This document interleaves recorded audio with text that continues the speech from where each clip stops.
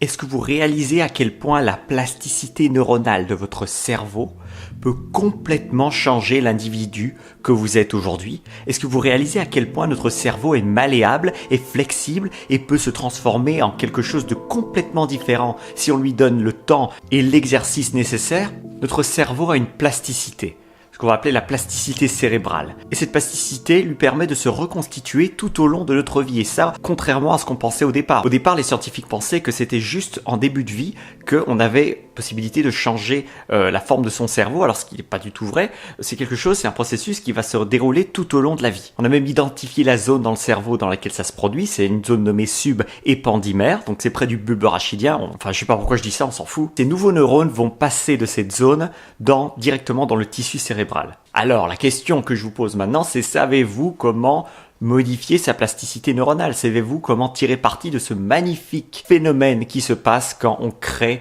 de nouvelles connexions dans le cerveau, quand on modifie son cerveau? Les activités qui vont vous faire développer votre plasticité neuronale et donc changer en une nouvelle personne, la personne de votre choix, c'est le fait de méditer. C'est le fait de prendre action, d'agir. C'est le fait d'aimer quelqu'un. C'est le fait d'apprendre quelque chose. Apprendre une nouvelle langue. Apprendre une nouvelle habilité. Apprendre un nouveau travail.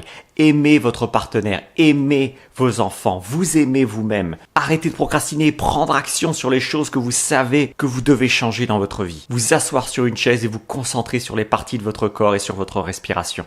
Ces choses sont critiques pour changer la forme de votre cerveau. Si vous ne faites pas suffisamment ces choses, votre cerveau va rester statique et va être simplement le miroir de votre environnement et va rester un petit peu le miroir de ce qu'il a été toute sa vie en addition des choses auxquelles vous avez été exposé, les relations sociales que vous avez eues et l'environnement que vous avez eu. Alors pour le changer, vous pouvez le changer en faisant ces choses. Apprendre, aimer, agir et méditer. Donc, pourquoi ne pas se conditionner à régulièrement aller voir, par exemple, sur YouTube, des personnalités qui vous inspirent et écouter leur interview, écouter ce qu'elles ont à dire, écouter leur manière de voir le monde. Parce que c'est quand vous allez devenir comme la personne que vous voulez vraiment devenir que vous allez pouvoir changer.